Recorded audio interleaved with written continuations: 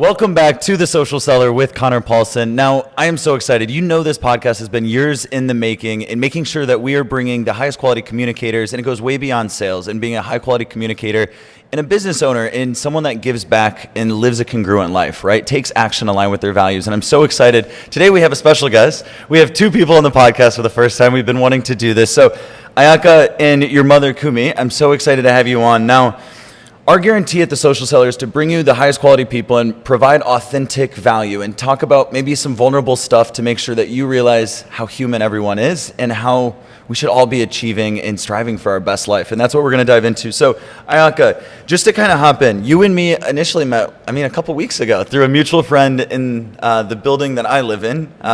And I'm so glad. Just from the first second we met, I could tell you're a great communicator. You're a happy individual. You're really good at a lot of things. But you have some cool interests that I'm excited to dive into. You're 32 years young. You grew up in Nagoya, Japan, moved to the U.S. at 27 years old. You're an international traveler. There were times that you lived in Canada and I'm sure other places. You and your family are not only into international investments, on the real estate side, you guys are helping young chefs in bringing a whole nother type of Japanese culture and experience to the U.S.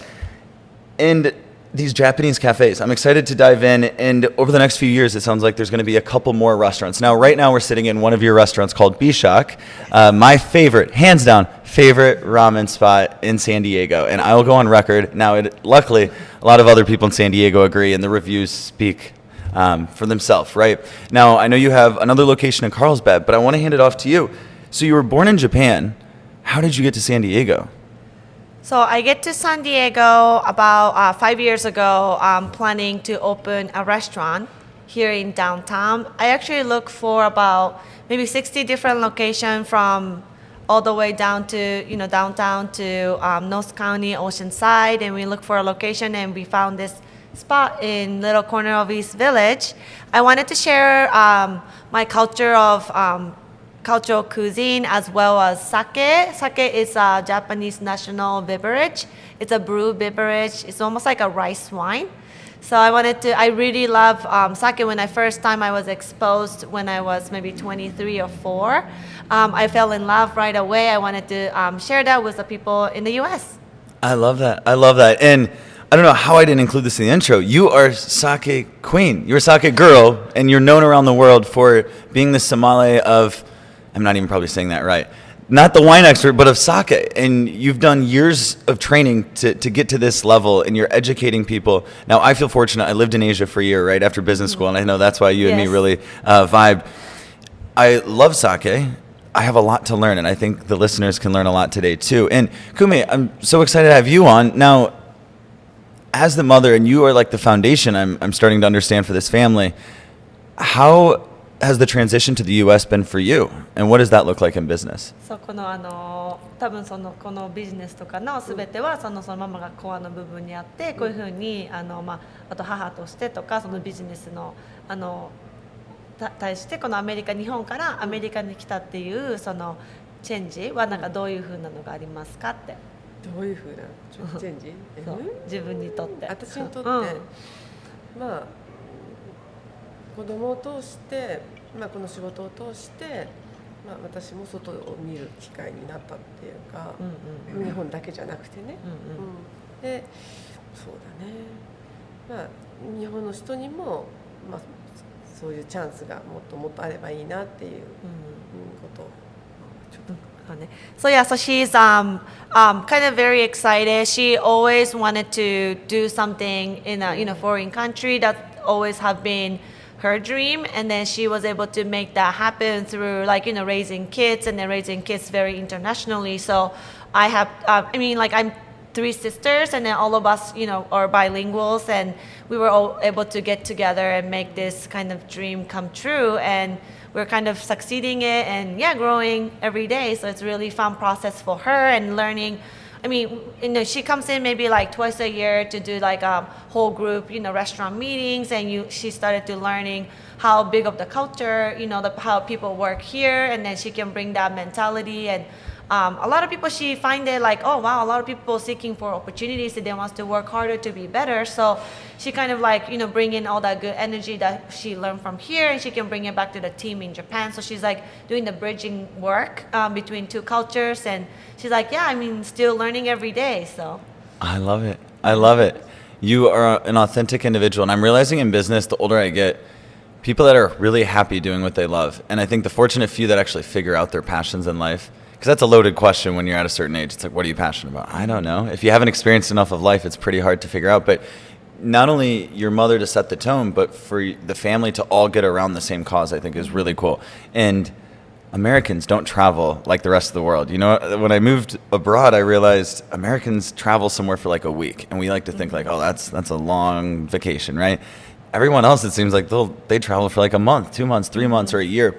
That opened my eyes. And I think travel, would you agree that travel is the best form of education? Yeah, absolutely. I mean, unfortunately, my parents, they took us all three daughters around the world as I growing up. So I've been to more than 20 different countries, exposed to different culture, tasting different cuisines. So I think, culture is really fun. Like, it's a different language, different culture. The pace is like living pace is very different. Cuisine is really fun area to explore as well. And that's like one of the, reason I started to really getting into sake, because I moved to Canada, I was in high school back in 16. I moved alone, and then Canada is drinking age is at 18. So I started to tasting some of Canadian beers, and then moved to Hawaii, and I was drinking, exposed to different drink culture. And then eventually I moved to Korea. That was all about soju. It's like a distilled alcohol. So I drank that for a year, and then I moved back to Japan, and when I was 23. So till then I wasn't really exposed to Japanese sake or shochu or all this Japanese traditional beverage that's actually exist in Japan. So that was really eye-opening experience. I love drinking whole variety, but I never really exposed to my own country. I didn't know there's a little gem that I never been exposed, living in a foreign country. So that's one of the reasons I wanted to bring back all this back to America. I love it. I love this. Such good context. I did not even know that. You've really traveled and experienced a lot. What would you say the difference between Japanese or maybe Asian culture in relation to drinking or consuming alcohol is to America? What is the relationship? So Americans' relationship with alcohol and maybe Japanese, and the culture, what differences do you see? Is there anything funny there? How people drink sake in general is very different aspects. I was really surprised. One of my friends, he was visiting me in Japan, and he was telling me oh, I'm so excited to do most authentic sake bombs. And then I kind of turned around and is like, what did you say? What's sake bomb? And he was like, no, every single Japanese restaurant in America, they have this. They have the sake bomb. We have to do that, right? And I was like, I think that might be only exist in America. So that was kind of a really funny story. How sake is taken really differently here in America, and a lot of people distributor, they all ask about, or some people, they started to learning about sake. They would ask me oh, what do you think about people in America, or all the restaurant, they only offer house hot sake or sake bomb kind of thing, and then putting them image of how sake is, but it's actually not all the sake is made the same way. It could be crafty, it could be high end to low end. So what do you think about that aspect? A lot of people who kind of started to interested in learning about sake, they ask me that question a lot. But I always tell them without having a sake bomb, maybe people in America, they never even heard of the word sake to begin with. They would have no idea what is that, right? So I think compared to that, at least they kind of know what to expect from sake. Yeah. Or they kind of at least heard word sake in their life. So I think in terms of when you think about marketing, there's no bad marketing. So at least they know something. So they might give another chance to try something better quality or higher quality if they are willing to, learn and expand their horizons.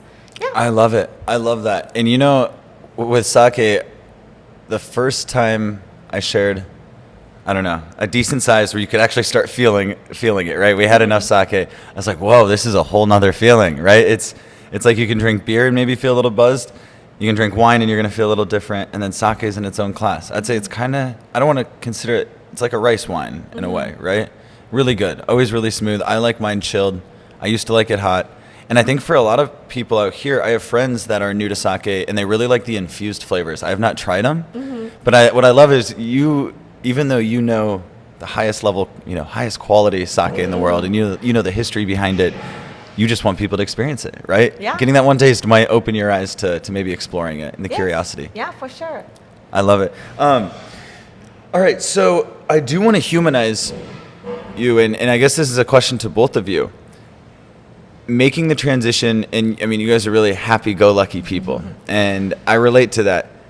But in business and moving the family over here, being in a family business and growing the company, there's got to be friction, there's got to be challenges. What would you say in the last, 15 years or just in your life, whether it's personal or professionally, what has been the lowest point for each of you individually? And if you could just kind of take us there and really where that was and how you broke free.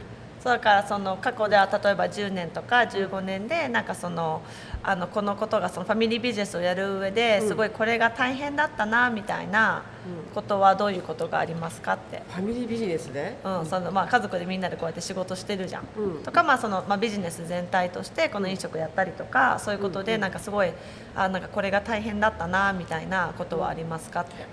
アメリカのルールが全然わからなかったから、それはすごく大変だった。立ち上げる時とか、立ち上げる時、そのこういうテナント借りるとかっていうのは日本と全くルールが違って、それはとても大変でした。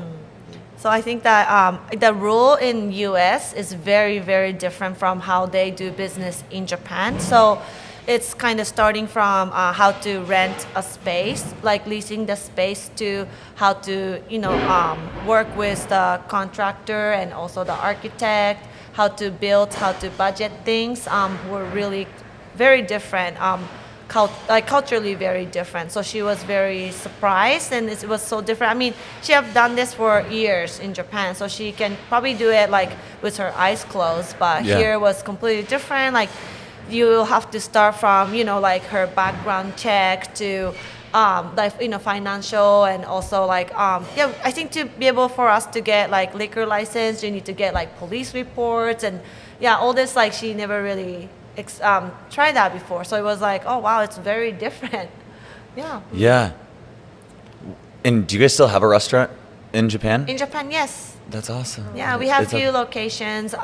She turned into one of her own property turned into restaurant space. I love this. And we're about to dive in because you are incredible for what you're creating and how you're helping chefs that have the same passion you guys share and helping them bring their dreams to life. I bartended and was fortunate to manage a bar and bistro in college, and it was a nicer spot. Now, I say that because we had food and alcohol. I quickly realized being in this space of owning a restaurant is a very challenging realm to be in. I mean, first off, it's really expensive to start. The margins aren't that great. From what I remember, your margins are in alcohol. It's not usually the food. How would you guys describe that process for you guys? I mean, how do you, when there's always a new place opening up, and it seems like I'm sure, every year or two, there's probably got to be a new ramen spot opening up within a couple miles, but how do you guys compete, and stay top of the line?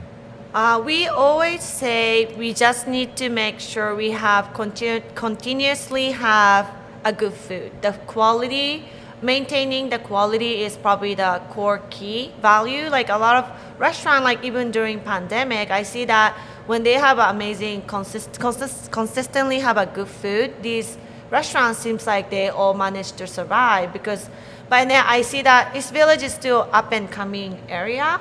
So if your food is one day is amazing and one day it's not so amazing, if you have a bad day, that's going to be very difficult because it's all going to be all regular basis.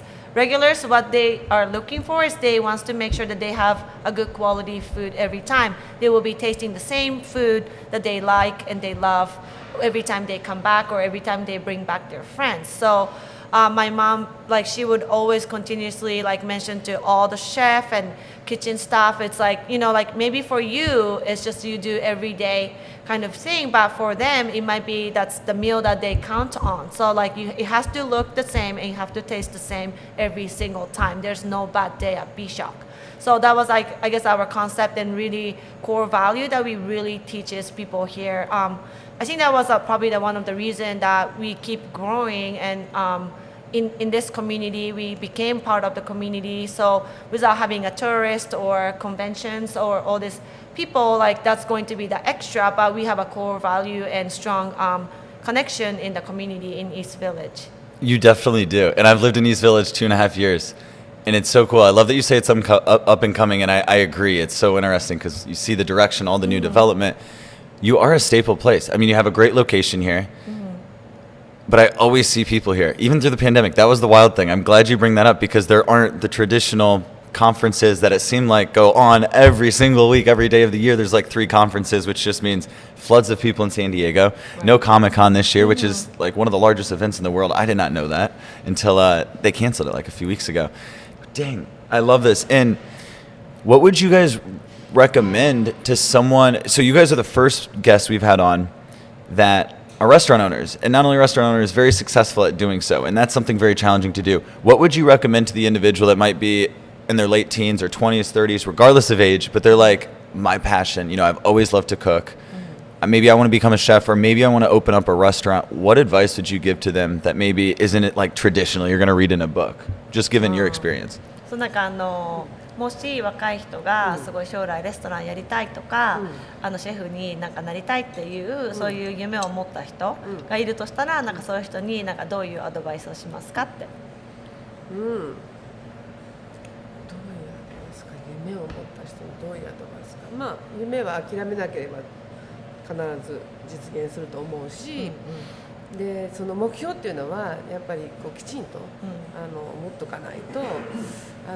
ベースなどうしてそれをやりたいかっていうのをきちんと自分の中で理解してないと、心がグラグラしちゃうからやっぱりそれはすごく大事なこと、そうね、どうしてしたいからね。So I think it's well, she said that owning a restaurant, because she's coming from the real estate background, it's so like running a restaurant was very, very hard for her. She has to work with all this staffing to inventories, like with whole different aspects, but it was really fun, and she had her own goal why, and then the strong reasoning why she wanted to get into the restaurant business. She wanted to offer good comfort food that you don't have to worry about what's in it, like homemade comfort food that you can eat a daily basis, and very nutritious, and you don't have to maybe one meal a day or a week, like you don't have to worry about what you're eating. Like this is if you come to BeShock, or like if you come to my restaurant, like you're eating something nutritious, and you don't have to worry about what's in it or how they make it, because a lot of them are like made in house. So she wanted to offer all this comfort food to people. So that was her original value and strong I guess wish that she wanted to make it come true. So I mean, you shouldn't come from like, I want to make money, so I want to do restaurant, or like you have to have a strong value that you really wanted to make it come true. Otherwise, it's going to be very tough, and then your heart might be, you might be moving around your opinion. So before you start anything, maybe try it out, like working at the restaurant, and then start from like 0 to like move up on the way, and then see you still wanted to do something, or why, like what would be your reasoning why you want to own your own thing, what kind of value you want to share with the world. So if you have that clear vision, then of course you can always make your dream come true, but it is not going to be just easy thing. Like owning a restaurant won't be just an easy thing, so you have to make sure that you have a core value. I love that. Spot on. You hit on some really good points. Let's unpack, right? First off, what Simon Sinek, I don't know if you're familiar with Simon Sinek, he's really big in the self-development realm. He always talks about you have to have your deep why, right? And in business, just like you said, it's never going to be rainbows and sunshine, like all the time. I think as a personality, that's the face we should put on. We should be happy. We're creating our future, and we're fortunate to have, you've created restaurants and around the world and real estate investments that are a lot bigger than the individual. You and your family, you're helping families, right? You're feeding families. Having that deep why, because adversity is guaranteed. And if you're doing it because you want to give back to the community and give them consistent, high quality food that's homemade, made from scratch, where you don't have to worry about it, that's a deep why. Now, I look back and I remember early on when I got into business, I think money was a little bit of the motivator. Now, I was also like 19 or 20 years old. So I see, and I've worked at just growing and maybe hopefully maturing a little bit. You start to detach from that and you feel a lot better when you're doing it for something bigger, right? So for us at Uptown Creation in our business, it's to globally influence at the highest level, right? And so for us, it's working with influential business professionals and influential organizations, knowing that if we can help them grow, that this ripple effect is going to continue to be bigger, right? And connecting businesses from, Japan to America, right? Or around the world. I love this. Now, just in general, why is sake so important to Japanese culture? Just for someone that just has no idea, they've never experienced sake, and even for me, why is it such a staple? そうなんか日本の人にとって、その酒っていうのはどうしてすごいなんか大事というか、なんかすごい飲まれるものっていうか、だと思いますかって。アメリカで飲むお酒っていうのは、なんかあんまり料理と一緒にっていうイメージがなくて、やっぱり日本のお酒っていうのは料理と一緒に飲むもので、そういう意味では料理をこう引き立てるっていうか。そうね。So sake is so let's say like all this cocktails or other foreign beverages are very different from sake in terms of like pairing with food. So whole idea, like when you talk to the sake brewery in Japan, like a lot of them, they say sake, sake is great to drink it as it is, but the beauty of sake is, you pair with the food and make that food taste better.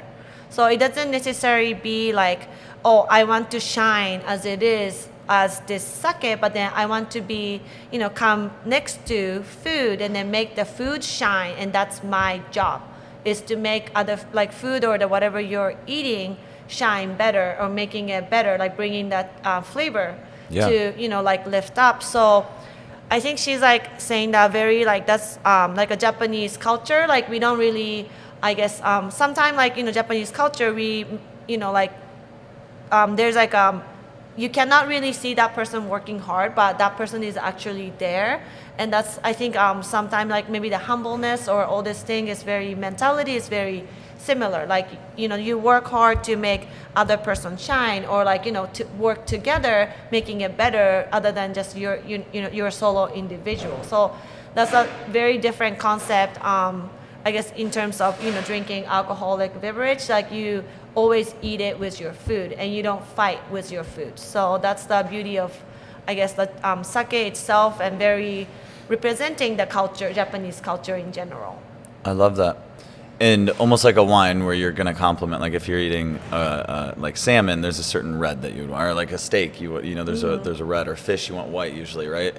So would you say sake, like if we're looking at this map of Japan, are there different parts for different types of food? Is that what you would say, or does it pair with? Or like a different region have a slight different characteristic.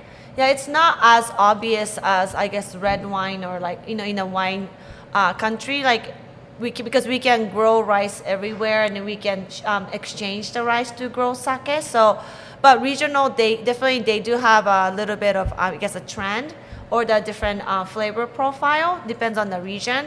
And yeah, definitely like the local region pairs really well with the local cuisine.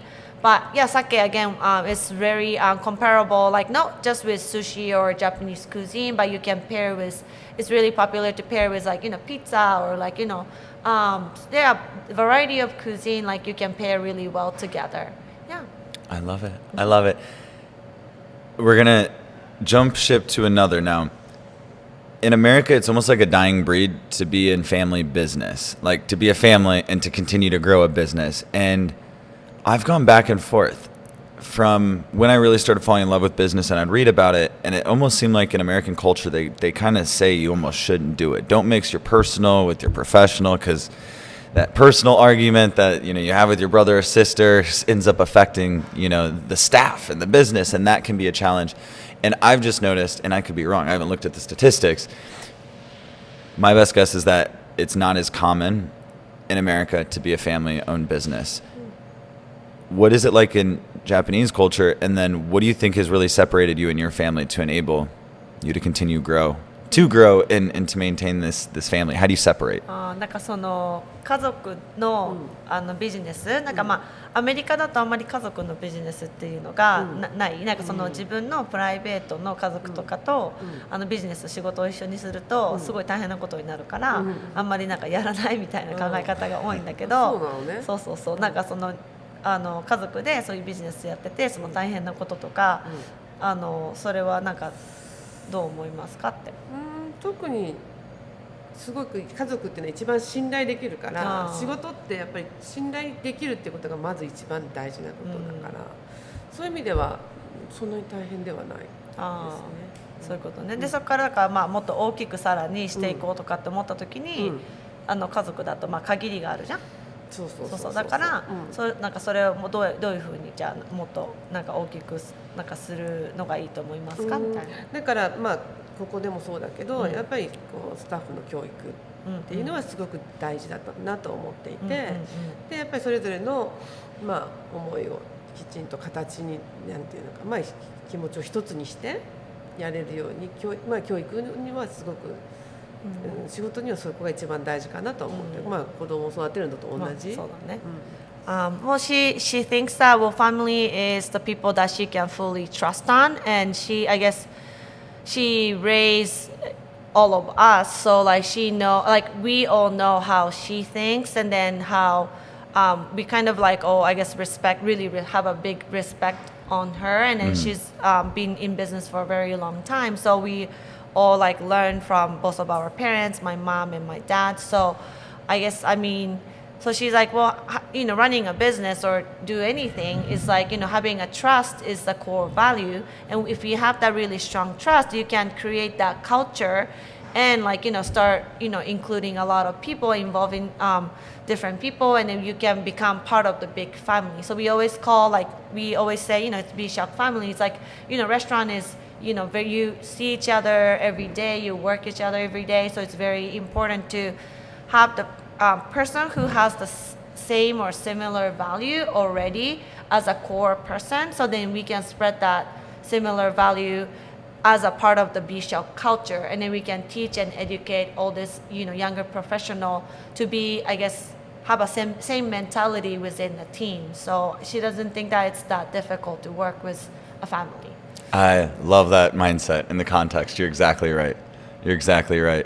And it just makes me think of I think in American culture, I don't want to call us out too bad, but I think the trust thing can be lost, and it's because ego in some form or way trickles in, right? It takes that one family member that's oh, well, I could do it better, or I don't have as much control as I should have, or I should be earning more, right? It's some kind of greediness versus coming from an abundant state. I don't want to say that for anyone. That's just what I've seen on the outside and a lot of times in American culture. So, but it does make sense, right?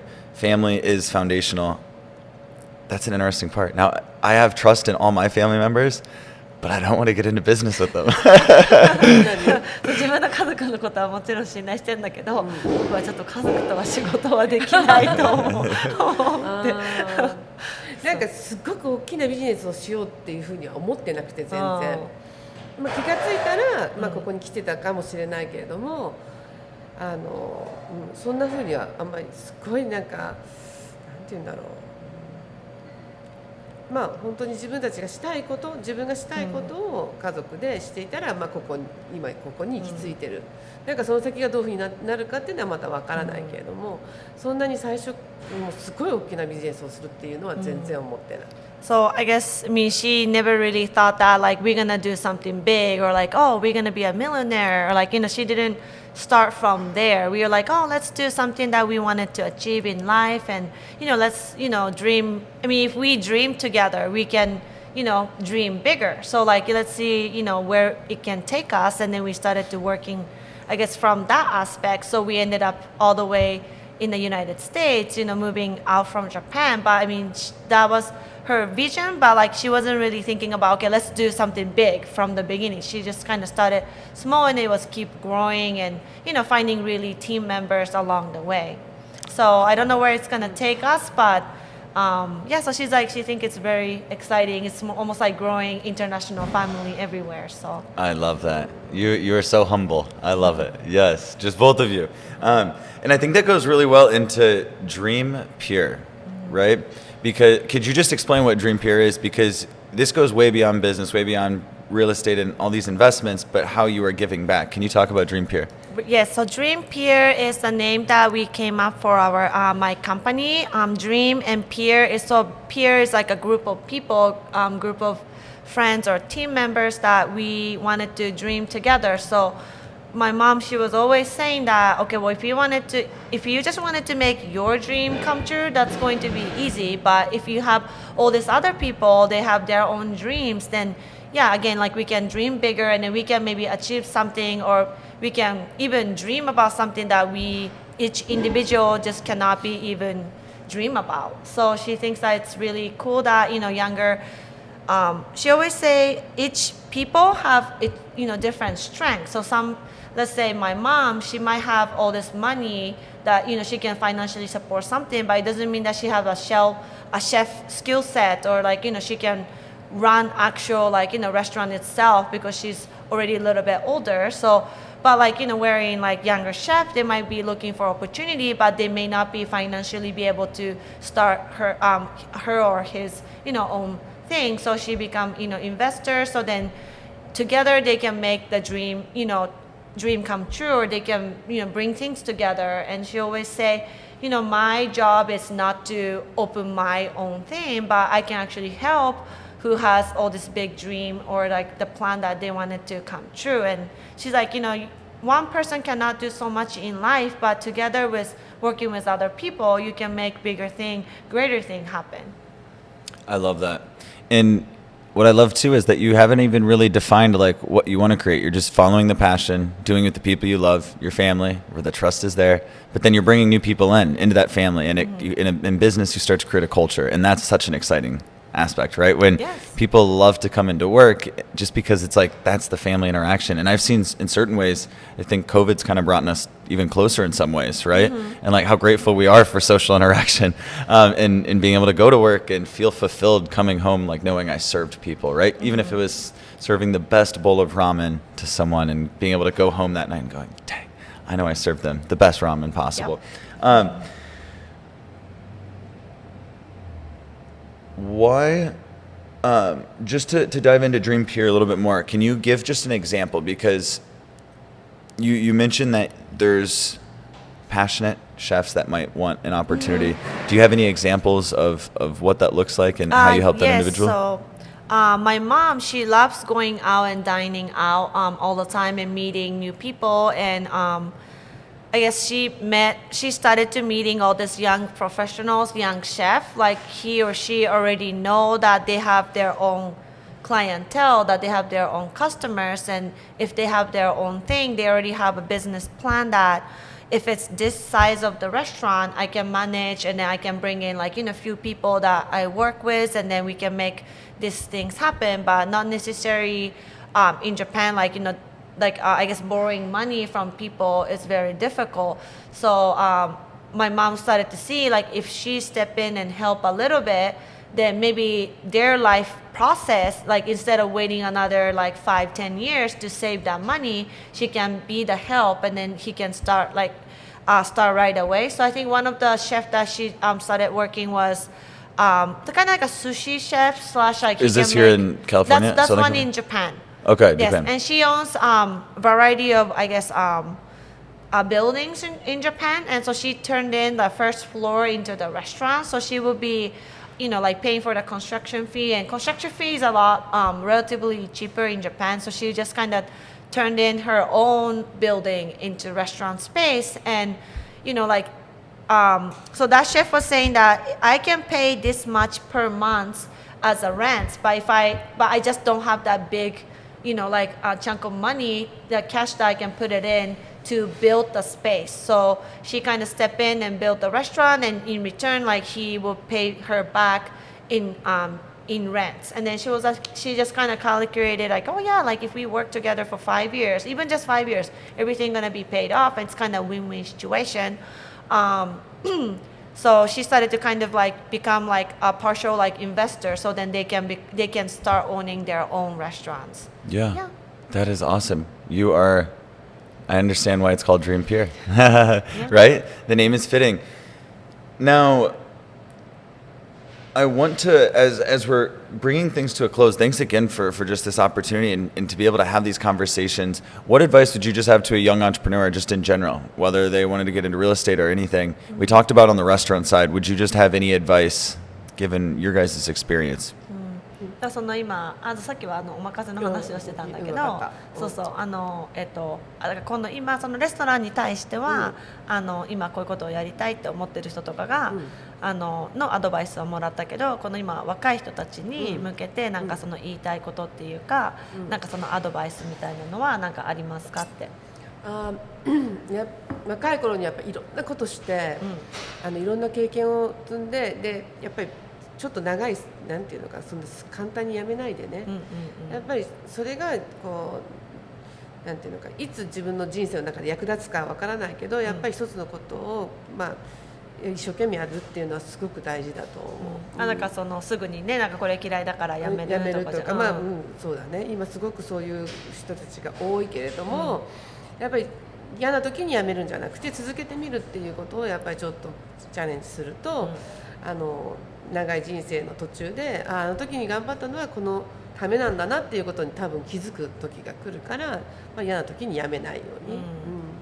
So she thinks that I guess she worked with a lot of like younger generation restaurant in Japan or like restaurant here, and she feels that like she always tell like these people like if you have some dream that you wanted to achieve, then but making your dream, even making your own dream is very difficult, and it's going to be a lot of challenges happen. So let's say they're working at the restaurant or like any office job or whatever, but if you're having maybe trouble with like your boss or like with your coworkers, or there's always a good side and a bad side in any kind of job. So she always suggests them that no matter what, just don't quit when it's down. You need to overcome that challenge, because no matter what you do, you will face that challenge. And especially if it's your own thing, if you can't quit. Like if you quit, like what's gonna happen if you are doing your own thing? Yeah, you can quit right now because you're not doing your own thing. But if your dream is to make your own thing, then just don't quit when it's down. Overcome that process, and it may not be the same problem that that person going to face in the future, but then overcoming that difficulty is going to help you in the future in the long run. And when you look back, you will realize that okay, everything happened in your life means something. So if you wanted to quit or like move on to something, then don't quit during the downside. Overcome that, and then when it's get better, everything is perfect, then move on. So that's what she wanted to maybe, and then don't a lot of people, they may not know what they want to do, but if you don't stick around at least some sort of period, how do you even find out what you really want to do? Yeah. Wow, that was so good. Thank you. And that is so true. Adversity. I think owning your own business, a lot of it is just the freedom aspect. That's what excites me, is like we're creating something, we have the freedom to do it, and we have the freedom to build the team and bring people into this family, whoever we want, right? But it is so true, and I think by not facing the adversity, I don't know if you're alluding to this or not, but it hit me. It's like by not facing it, even if it's in business, I think it's also a reflection of your personal life too in some way. And whether you're speaking to your subconscious, it's like, no, challenges, whether they're small, medium, or large, they're going to come and go. That's life, right? Life happens in seasons. We can't control the seasons. There's good and there's bad. Now, in the bad, I like to remind myself, well, hey, at least I'm here. I know there's a good season coming. I don't know when it's going to start, but I know what I can do, and that's taking action.